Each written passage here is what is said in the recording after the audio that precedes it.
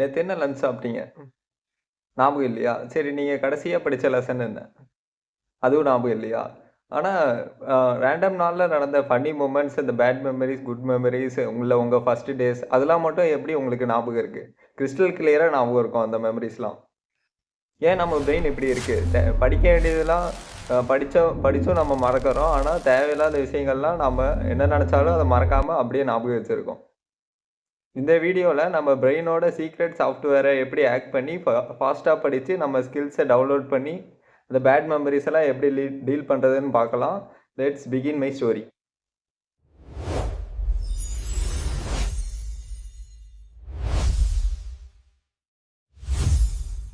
Okay, first நம்ம பிரெயின்குள்ளே இருக்க ரெண்டு இம்பார்ட்டண்டான கேரக்டர்ஸை மீட் பண்ணலாம். இவன் பேர் தான் ஹிப்போகாம்பஸ்.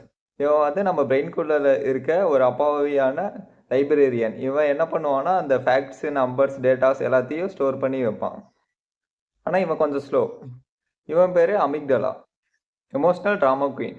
இவன் வந்து ஓவர் சீன் போடுற ஆள். இப்போ சந்தோஷம், பயம், கவலை அது எல்லாத்தையும் இவன் ஹேண்டில் பண்ணுவான். தான் மேட்டர் இருக்குது. நம்ம பிரெயினுக்கு வந்து டேட்டாஸ் தேவையில்லை, சர்வைவல் தான் முக்கியம். அந்த குகையில் சிங்கம் இருக்குது, அது போனால் நம்மளை சாகடிச்சிடும், நம்ம வாழ முடியாது அப்படின்னு அந்த பிரெயினுக்கு ஆக்டிவேட் பண்ணும். அமிக்டா சொல்கிற விஷயம் வந்து என்னென்னா, இது வந்து எமோஷ்னல் மெமரி, இது நம்ம சர்வைவலுக்கு தேவை அப்படின்னு அது ரெஜிஸ்டர் பண்ணும்.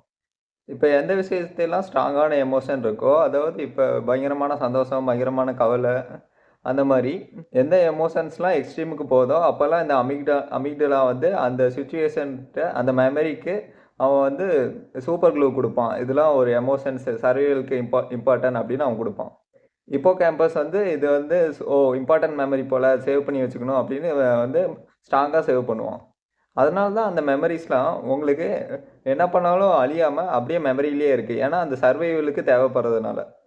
Okay, science class over. இப்போ இதை வச்சு நம்ம லைஃப்பை எப்படி இம்ப்ரூவ் பண்ணுறது, நம்ம ஸ்டடீஸில் எப்படி அப்ளை பண்ணுறது, புதுசாக ஒரு ஸ்கில்ஸை எப்படி கற்றுக்கிறது அப்படின்னு பார்க்கலாம். இப்போ தான் நம்ம லேர்ன் பண்ணோம் எமோஷன் இஸ் மெமரி, கரெக்டாக? ஆனால் இப்போ ப்ராப்ளம் என்ன, டெக்ஸ்ட் புக்கெல்லாம் நமக்கு போரிங்காக இருக்குது, அதில் ஒரு எமோஷன்ஸும் நமக்கு கிடைக்கிறது இல்லை. அதனால் ஹிப்போகாம்பஸ் என்ன பண்ணுன்னா, அது வந்து ஜங்க் ஃபைலில் போட்டுரும், ரீசைக்கிள் பின்னில் போட்டுரும், அது இம்பார்ட்டன்ட் இல்லை அப்படின்னு அது நினச்சிரும். அதனால் இந்த ஆக்கை ஃபாலோ பண்ணுறோம். ஆக்ட் நம்பர் 1, இன்சர்ட் த எமோஷன். உங்கள் பிரெயினுக்கு டேட்டாஸ் பிடிக்காது, அது வந்து இம்பார்ட்டண்ட்டாக கன்சிடர் பண்ணாது. ஆனால் நீங்கள் எமோஷனை அதை இன்சர்ட் பண்ணிங்கன்னா அது வந்து சர்வைவலுக்கு தேவை அப்படின்னு நினச்சி அது ரொம்ப இம்பார்ட்டன்ட் பண்ணும், ரொம்ப காலத்துக்கு அது மெமரியில் நிற்கும். இப்போ நீங்கள் ஒரு போரிங்கான விஷயத்தை படிக்கிறீங்கன்னா உங்கள் லைஃப்பில் ரிலேட் பண்ணி பாருங்கள், ஒரு ஹியூமர்ஸில் ஆட் பண்ணி பாருங்கள், எமோஷன்ஸை அதில் கலந்து பாருங்கள். அப்போ உங்களுக்கு ஈஸியாக ஞாபகம் வச்சுக்கலாம், ஈஸியாக நீங்களும் படிக்கலாம். செகண்ட் ஆக் வந்து ஆக்டிவ் ரீகால். நாம் எல்லோரும் என்ன பண்ணுறோம், புக்கை எடுத்து இப்படி திருப்பி திருப்பி சும்மா பார்த்துட்ருக்கோம். இப்போ புக்கை பார்த்து சும்மா ரீடிங் பண்ணிக்கிட்டே இருக்கோம். ஆனால் அது வெரி யூஸ்லெஸ். அது வந்து ரெகக்னேஷன் தான், அது வந்து நம்ம மெமரியில் ஸ்டோர் ஆகாது. பிரெயின் எப்போ ஸ்ட்ராங் ஆகும்னா நம்ம அந்த ஆன்சரை ஃபைண்ட் பண்ண ஸ்ட்ரகிள் பண்ணும்போது தான் ஸ்ட்ராங் ஆகும். இப்போ நீங்கள் புக்கையே பார்த்துட்டு இருந்தீங்கன்னா அது ஈஸியாக தான் இருக்கும், கண்ணு முன்னாடி இருக்கிறனால எல்லாம் படித்து ஞாபகம் இருக்க மாதிரி தான் இருக்கும். ஆனால் புக்கை மூடி வச்சு நீங்கள் யோசிக்கும் போது அந்த ஆன்சரை உங்கள் மூளையிலேருந்து நீங்கள் இந்த டேட்டா சென்டர்லேருந்து நீங்கள் எடுத்துகிட்டு இருப்பீங்க. அதனால் அந்த இது தேடும், இந்த டேட்டாவை அது வந்து தேடும். இப்படி நீங்கள் ஸ்ட்ரகிள் பண்ணி கொண்டு வரது தான் உங்கள் மெமரியில் அதிக நாள் நிற்கும். இப்போ நீங்களே யோசிச்சு பாருங்கள், எக்ஸாம் டைமில் நீங்கள் ஆன்சர்ஸை எழுதும்போது எவ்வளோ யோசிச்சு அந்த ஃபார்முலா என்ன, அடுத்த பாயிண்ட் என்ன அப்படின்னு யோசிச்சு எழுதும்போது உங்கள் பிரெயின் வந்து ஸ்ட்ராங்காகவும் உங்கள் பிரெயின் மசில் வந்து பில்ட் ஆகும். இதுக்கு பேர் தான் ஆக்டிவ் ரீகால். இது ஆரம்பத்தில் கொஞ்சம் கஷ்டமாக தான் இருக்கும், ஆனால் இது வந்து best method to recall everything faster. மூணாவது ஆக் வந்து who connects to the what. இது எப்படின்னா, நீங்கள் ஒரு புது ஸ்கில் கற்றுக்குறீங்கன்னா அது எதுக்காக கற்றுக்குறீங்க அப்படிங்கிற ரீசன் உங்களுக்கு ஸ்ட்ராங்காக இருந்துச்சுன்னா அது ஒரு எமோஷ்னல் கனெக்ஷன் அங்கே கொண்டு வரும். இப்போ நீங்கள் ஸ்பீச்சுக்கு படிச்சுட்டு இருக்கீங்களா, ஸ்டேஜில் படிக்கும்போது நிறைய பேர் நான் பார்ப்பாங்க, நிறைய பேருக்கு நான் இன்ஸ்பிரேஷனாக இருப்பேன் அப்படின்னு நீங்கள் கனெக்ஷன் பண்ணிங்கன்னா அது உங்களுக்கு ஈஸியாக இருக்கும் அந்த ஸ்கில்ஸு. இப்போ நீங்கள் வேறு ஏதோ ஸ்கில்ஸ் கற்றுக்குறீங்க, டான்ஸு அந்த மாதிரி கற்றுக்குறீங்கன்னா இப்போ ஸ்டேஜில் டான்ஸ் ஆடும்போது நிறைய பேர் பார்ப்பாங்க, நிறைய பேர் என்னை பார்த்து இம்ப்ரெஸ் ஆவாங்க அப்படின்னு நீங்கள் பண்ணும்போது அது ஒரு எமோஷன் கனெக்ஷன் கொடுக்கறதுனால அந்த ஸ்கில்ஸை கற்றுக்கிறது உங்களுக்கு ஈஸியாக இருக்கும், உங்களுக்கு ஒரு பேர்டனாக தெரியாது. 4வது ஆக் என்னென்னா ஸ்பேஸ்டு ரிப்பிட்டேஷன். இது எப்படின்னா, நீங்கள் இன்றைக்கி ஒரு கொஸ்டின் டாபிக் படிக்கிறீங்க, நாளைக்கு படிச்சிருப்பீங்க, கொஞ்சம் ஞாபகம் இருக்கும். இதே ஒரு 3 நாள் கழித்து பார்த்தீங்கன்னா பாதி ஞாபகம் இருக்கும், 1 வீக் கழித்து பார்த்தா உங்களுக்கு ஃபுல்லாக அது ஞாபகம் இருக்காது, படித்த மாதிரியே உங்களுக்கு ஞாபகம் இருக்காது. இது ஏன்னா, ஹிப்போகாம்பஸ் வந்து ரிஃப்ரெஷ் ஆயிட்டே இருக்கும். அது புதுசா டேட்டாஸ் வர வர அது ஹார்ட் டிரைவ்ஸ்லாம் ரிஃப்ரெஷ் ஆயிட்டே இருக்கும். அது புது மெமரிய மட்டும் தான் ஸ்டோர் பண்ணும். பழைய மெமரிலாம் ரீசைக்கிள் பின்ல போட்டுரும். ஸோ, அதனால என்னன்னா, நீங்க எமோஷன்ஸோட கனெக்ட் பண்ணியிருப்பீங்கல்ல, அந்த எமோஷன்லாம் திரும்ப நடக்கும்போது, அந்த டேட்டாஸ்லாம் நீங்க திரும்ப கலெக்ட் பண்ணி பார்த்தீங்கன்னா, அது வந்து திரும்ப திரும்ப இவன் கேட்கறான், இது இம்பார்ட்டன்ட் போல அப்படின்னு ஹிப்போகாம்பஸ் வந்து அத வந்து நல்லா ஸ்டோர் பண்ணி வச்சுக்கும். இதுக்கு பேர் தான் ஸ்பேஸ்டு ரிப்பிட்டேஷன். நீங்க ஒரு விஷயத்த அடிக்கடி ரிப்பீட் பண்ணும்போது, அந்த விஷயத்துல நீங்க மாஸ்டரி ஈஸியா அச்சீவ் பண்ணிடலாம். 5வது ஹேக் என்னன்னா ஸ்லீப். ஸ்லீப்லாம் எப்படி ஹேக்ல வரும்? ஆமா, ஸ்லீப் தான் முக்கியமான விஷயம். நீங்க எவ்வளோதான் ஹேக்ஸ் ஃபாலோ பண்ணாலும், நீங்க தூங்கலின்னா எல்லாமே வேஸ்ட் ஆயிரும். எப்படின்னா, இப்ப உங்க பிரெயின்ல வந்து 2 மெமரி இருக்கு. Temporary memory, permanent memory. Temporary memory தான் ஹிப்போகாம்பஸ். அவன் வந்து நீங்க படிக்கிறதெல்லாம் ஸ்டோர் பண்ணி வச்சுப்பான். இப்ப பெர்மனன்ட் ஸ்டோரேஜ் வந்து கார்டெக்ஸ்.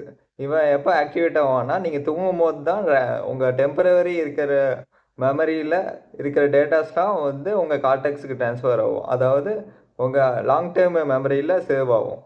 இப்ப நீங்க தூங்காம விட்டீங்கன்னா, நீங்க படிச்சதெல்லாம் டெம்பரரி மெமரியிலேயே ஸ்டோர் ஆயிரும். ஸோ, நீங்க எக்ஸாம்ல எழுதும்போது உங்களுக்கு அதிகமா ஞாபகம் வராது. ஏன்னா, அதெல்லாம் அப்போதைக்கான தேவையானது அப்படின்னு அந்த பிரெயின் நெனச்சுக்கும். அதனால அது சீக்கிரமா மறந்துரும்.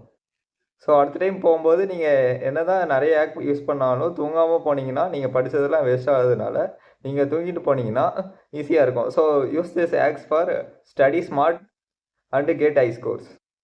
படிப்பு ஓகே. ஆனா, உங்கள தூங்க விடாம செய்ற அந்த பேட் மெமரீஸ என்ன பண்றது? ஏன் அந்த உங்க பிரெயின் வந்து உங்கள டார்ச்சர் பண்ணுது? நீங்க பாஸ்ட்ல பண்ண மிஸ்டேக்ஸ்லாம் வச்சு. இதுக்கு பேரு தான் நெகட்டிவ் பயாஸ்.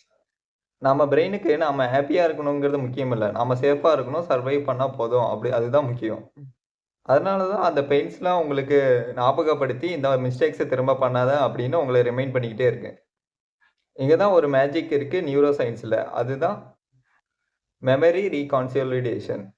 இது எப்படின்னா, உங்க மெமரிய உங்களால எடிட் பண்ண முடியும். உங்களுக்கு தேவையான மாரி. இப்போ உங்க மெமரி வந்து ஒரு பெர்மனன்ட் வீடியோ ஃபைல் கிடையாது. அது ஒரு வேர்ட் ஃபைல் மாரி. நீங்க எப்ப வேணுமோ, எந்த மாரி வேணுமோ நீங்க உங்களத எடிட் பண்ணிக்கலாம்.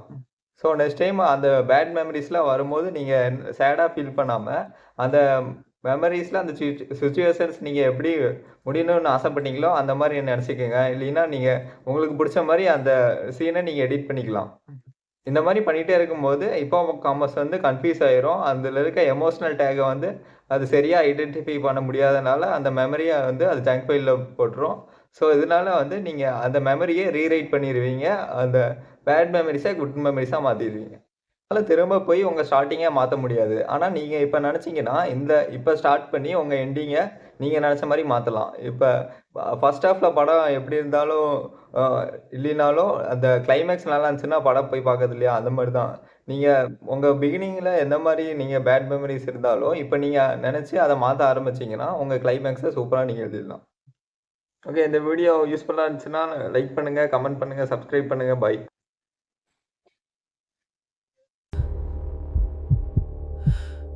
I can't delete you.